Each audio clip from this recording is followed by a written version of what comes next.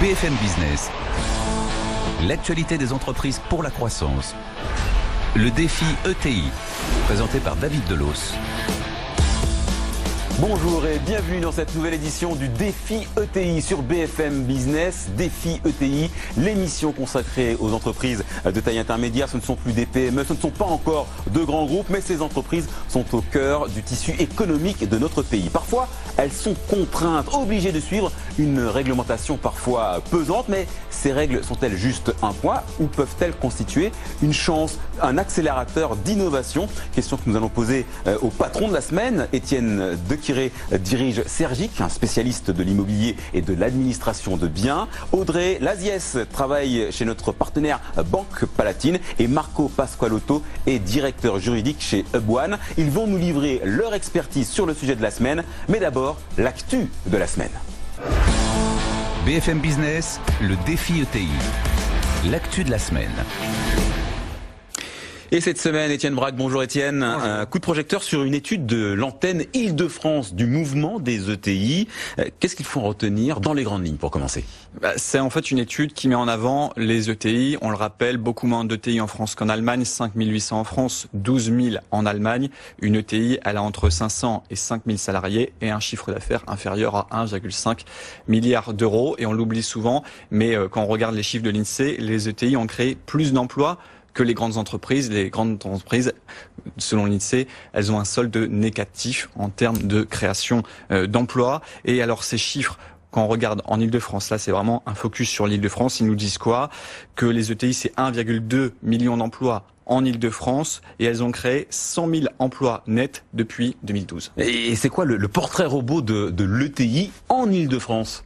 Alors elles sont 1768 précisément en Île-de-France.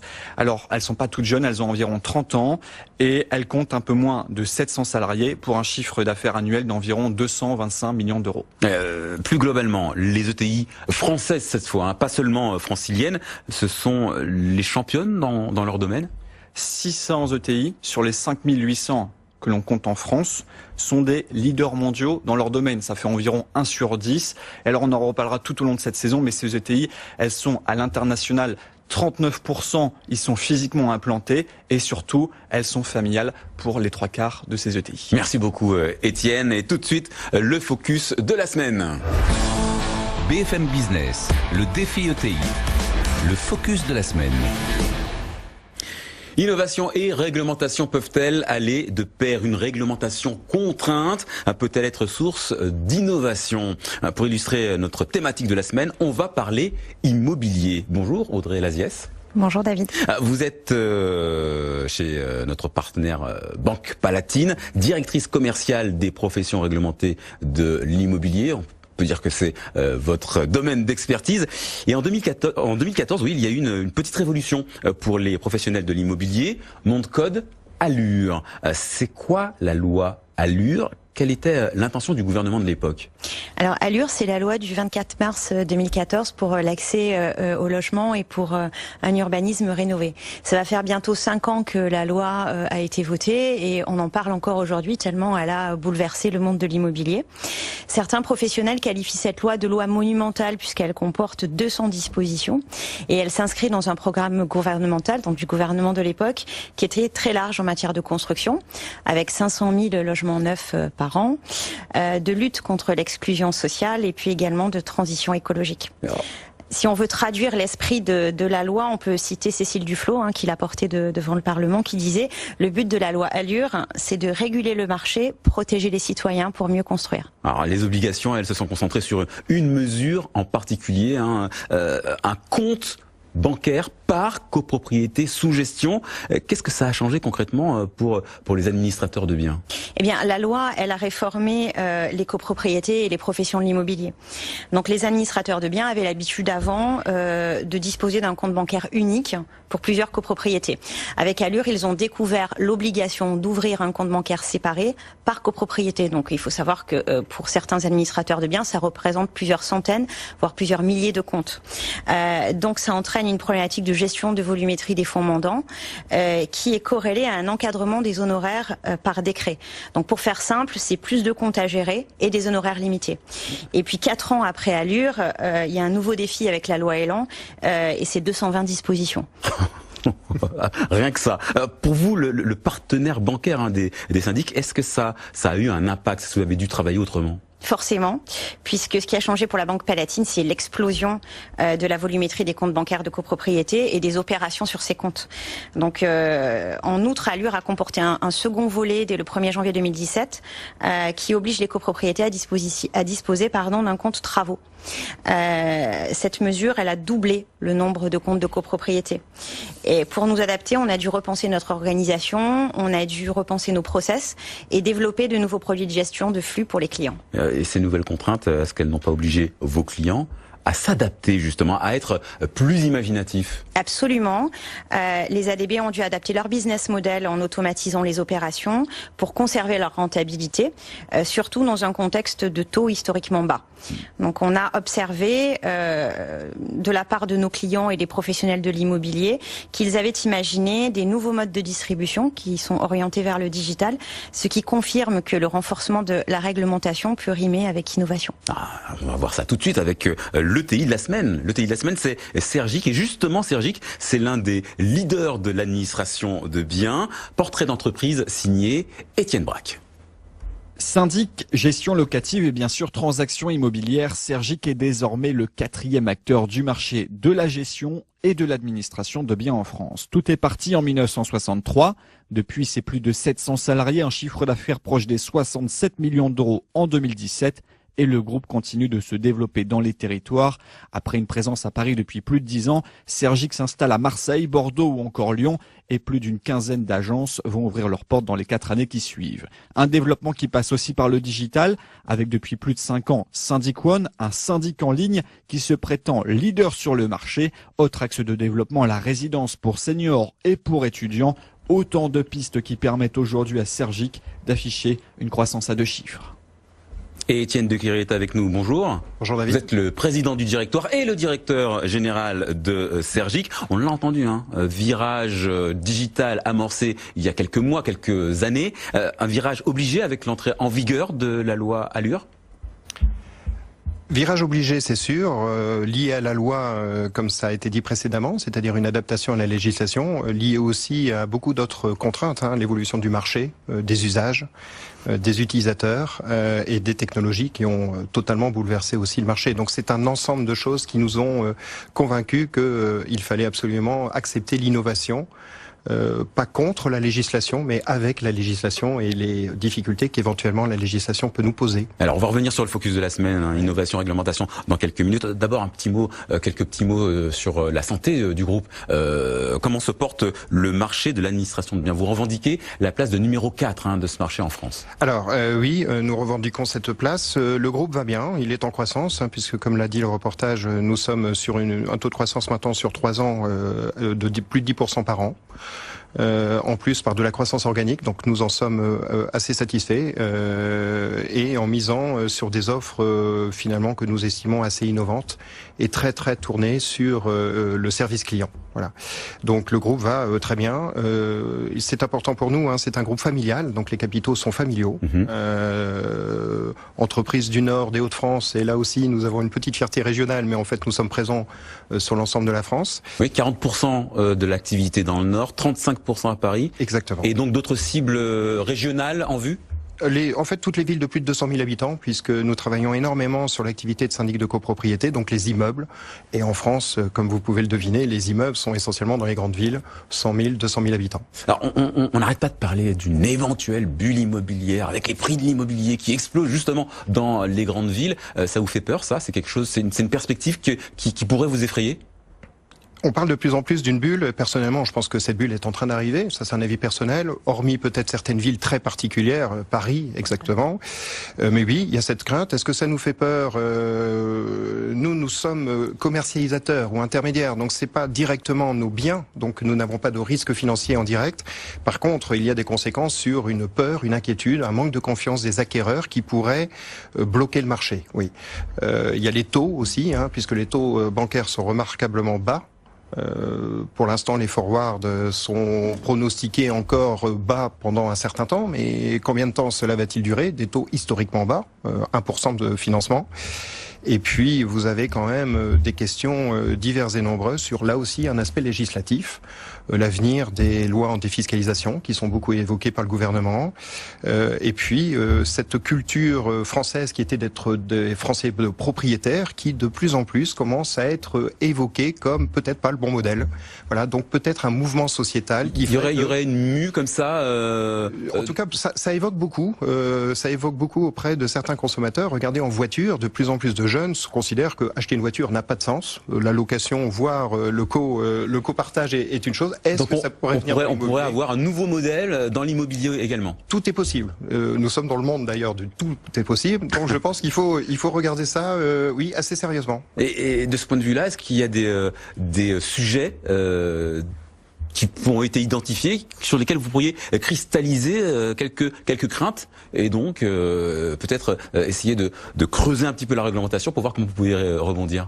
Ah oui, parce que si vous continuez le raisonnement, vous arrivez tout simplement sur des acteurs de plateformes de location en direct que je ne vais pas citer, qui sont très connus, qui font de la location au départ plutôt de très courte durée et qui commencent à arriver sur du 3 mois, 4 mois, bon, on va dire en dessous de 100 jours, disons ça, des plateformes qui sont très connues, qui viennent tout simplement transformer le marché immobilier sur des biens qui étaient à destination de familles qui voulaient les utiliser pour habiter, à des locations courtes, moyenne durée. Vous êtes exactement dans ce que je viens de vous dire, c'est-à-dire un usage, une location, et toute la partie digitale et numérique favorise ce monde-là. On arrive sur du court terme. C'est un sujet que vous avez identifié vous aussi chez Banque Palatine?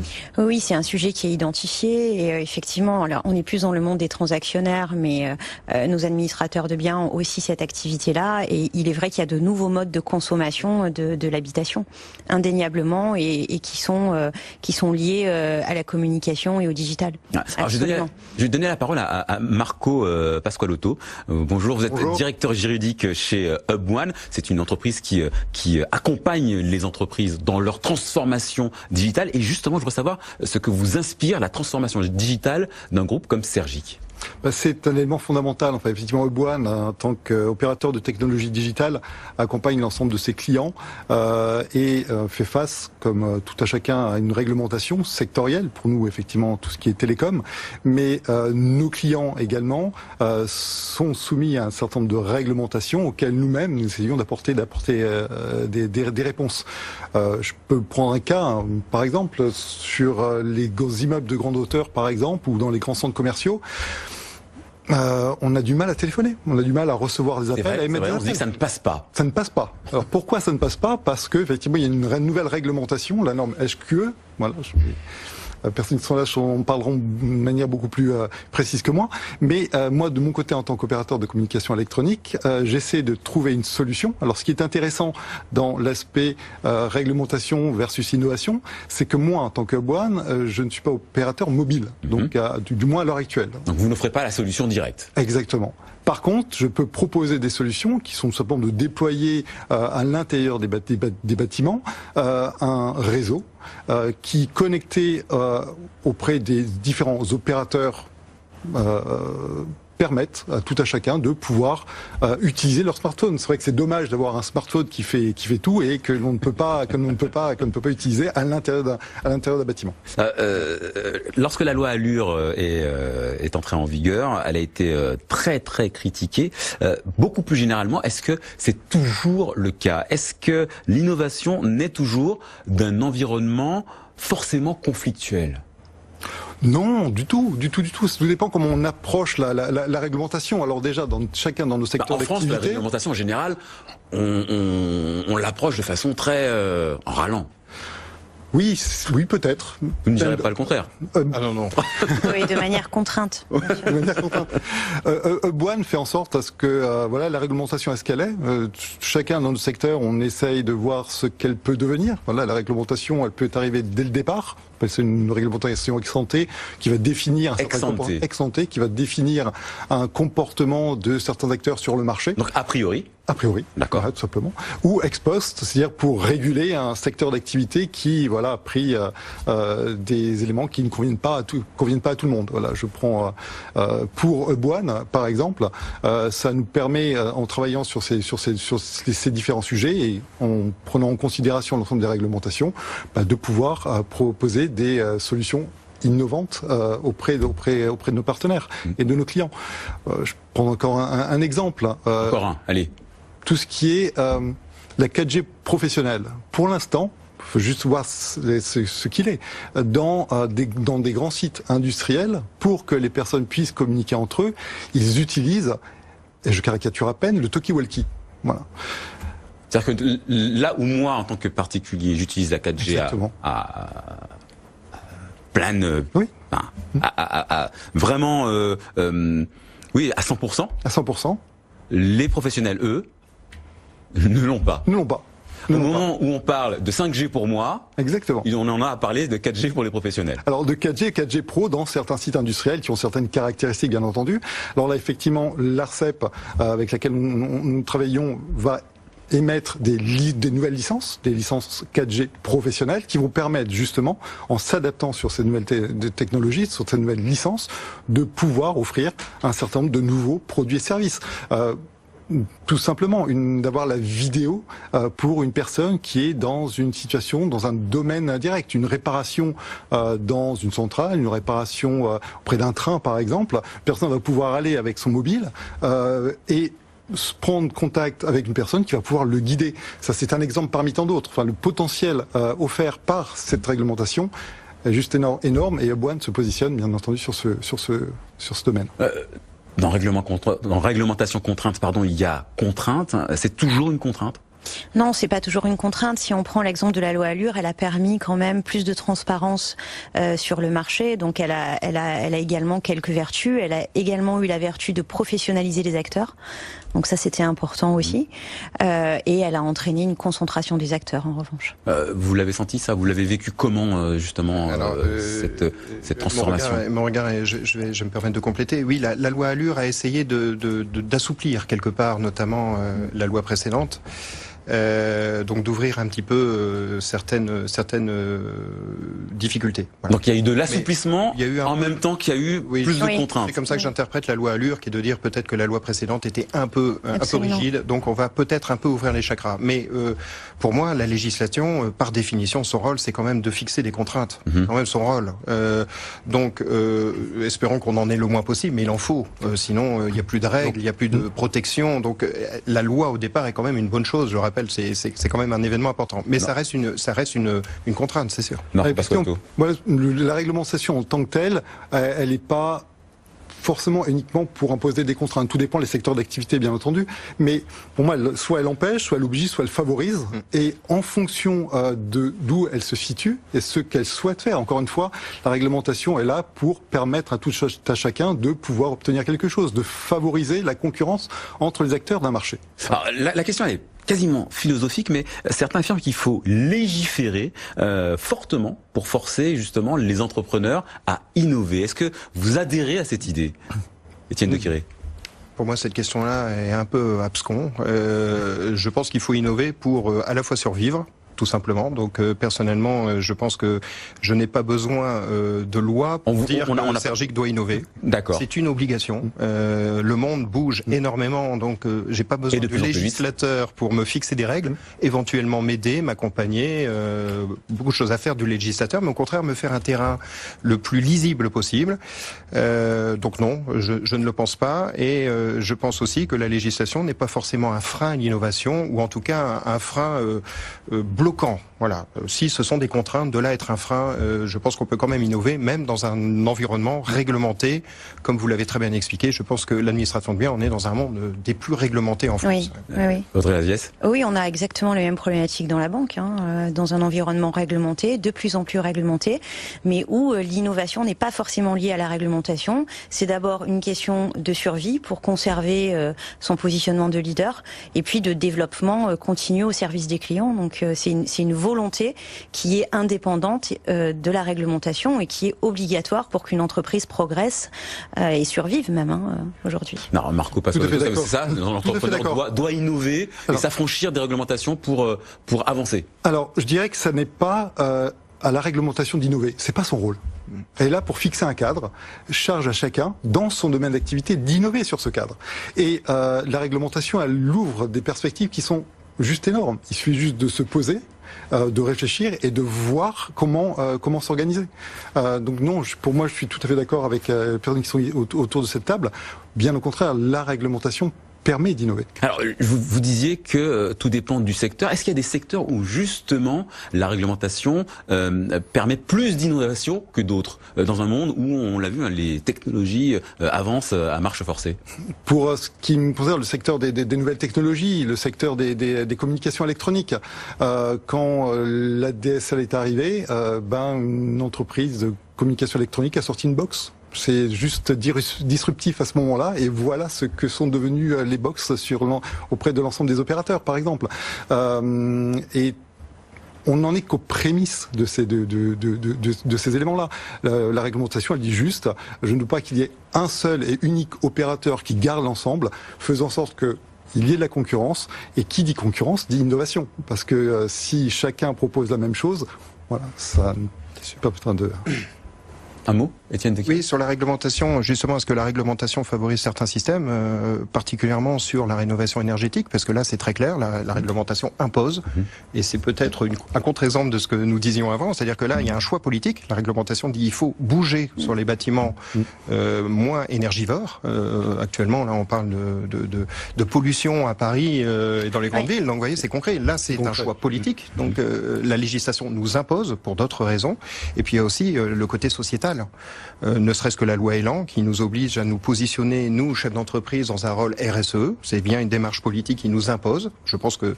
Bon, RSE pour responsabilité sociale et environnementale. Voilà, et environnementale, si, exactement. Voilà. Donc vous avez ce rôle, cette mission, qui est repris d'ailleurs dans la loi Elan, puisque dans la loi Elan, maintenant, il est proposé de tout simplement inscrire, presque dans le cabis, dans la raison d'être, notre rôle dans la société. Donc, vous voyez, ça va assez loin. Mais oui, ce sont des domaines où, vous voyez bien, la législation essaye de nous pousser un peu sur des schémas, mais qui, pour moi, sont des choix de société, des politiques. Par contre, la technologie, elle va avancer toute seule. Elle va pas demander l'avis. Elle n'a jamais demandé l'avis du législateur, pardon. Et ça avance. Et la loi essaye plutôt de tenir le bloc de manière homogène au niveau des technologies. Je peux prendre un mot. Un exemple, enfin sur ces sujets-là, on entend parler de RGPD, tout ce qui est réglementation sur les données personnelles. Il y a des réglementations qui s'appellent la loi Nice qui vient imposer un certain nombre de contraintes sur les systèmes d'information. Soit, comme je viens de le dire, on peut considérer ça comme étant une contrainte, soit on peut proposer une alternative qui est de dire comment, dans le cadre de ces contraintes, je peux proposer des solutions. Boine, par exemple, en termes de cybersécurité, c'est un de nos métiers également. Nous allons Boine déploie ce qu'on appelle un service qui permet de gérer les flux et de s'assurer qu'il n'y ait pas d'attaque virale auprès d'une entreprise. Voilà, donc c'est une problématique réglementaire auquel on apporte une réponse pratique, tout simplement.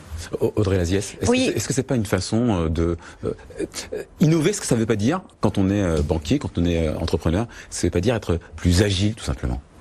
Oui, on parle beaucoup de fonctionnement en mode agile. C'est un mot qui est très à la mode aujourd'hui.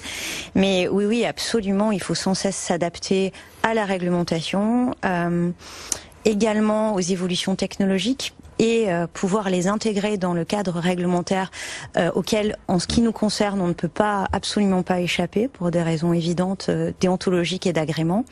Mais on voit, pour revenir sur le côté législatif, que la loi pousse aussi à la digitalisation. C'est le cas de la loi Elan, qui est la consécration du numérique au service de l'immobilier. Donc ça, c'est positif. Ensuite, faut-il encore pouvoir disposer de la technologie, évidemment. Merci beaucoup. Merci pour vos éclairages. C'est l'heure maintenant de l'avis du patron. BFM Business, le défi ETI. Le mot du patron. Étienne Dequier, carte blanche, vous avez 1 minute pour un conseil à donner à quelqu'un qui serait peut-être aujourd'hui dans une PME, qui voudrait faire passer son entreprise au stade supérieur? Ce serait quoi? Le meilleur conseil que je me permettrais de lui donner, en tout cas je me sens légitime puisque c'est ce que nous faisons, donc voilà, c'est d'embrasser totalement ces innovations, donc innovations technologiques, je vous l'ai dit, pour nous les innovations de tout ce qui tourne autour de l'écologie, puisqu'on y arrivera, et d'intégrer aussi toute l'innovation sociétale qui me semble être d'ailleurs celle qui va nous impacter tous de manière globale. Pour ce faire, on en a parlé, la méthode agile. Grand classique. Bon, ça veut dire quoi concrètement? Eh ben, vous cherchez, vous avancez, vous tombez, vous redressez, vous redémarrez et vous passez votre temps à tester sur des projets. Nous, on les stipule entre 6 et 8 semaines. Tout projet supérieur à 6 ou 8 semaines, c'est des projets trop longs. Voilà, on essaye d'être très très proactif. Vous y intégrez le client, vous y intégrez des tests. Bref, nous sommes en phase d'apprentissage. Ne pas avoir peur de se tromper. De toute façon, vous allez vous tromper, donc il faut l'intégrer totalement. Voilà, et considérer la législation comme une contrainte. Je ne dédie pas tout ce qui a été dit, hein, ça n'est pas qu'une contrainte, mais peut-être l'estimer comme une contrainte. Et vous savez, souvent les entreprises évoluent sous contrainte. C'est quand il y a une contrainte qu'elles s'obligent à bouger. Donc moi, je me suis mis vraiment, et c'est peut-être le meilleur conseil que j'ai à vous donner, c'est considérer la loi comme une contrainte en disant, ben voilà, elle nous a imposé des éléments supplémentaires. Comment faisons-nous pour bouger? Et à ce moment-là, vous allez peut-être, j'en suis même un peu convaincu, vous allez être assez fasciné de découvrir qu'il y a des nouvelles technologies qui vous donnent des solutions. Vous avez des nouveaux modes d'usage qui vous donnent des solutions. Je pense que c'est voilà comme ça que le monde va évoluer pour les entreprises. Merci Étienne Deciré de Sergic. Merci également à Marco Pasqualotto de Hub1 et à Audrey Laziès de chez Banque Palatine, la banque des ETI, notre partenaire. Défi ETI, c'est fini. Merci d'avoir été fidèle à ce rendez-vous. On se retrouve la semaine prochaine pour de nouveaux défis sur BFM Business. BFM Business, le défi ETI, l'actualité des entreprises pour la croissance.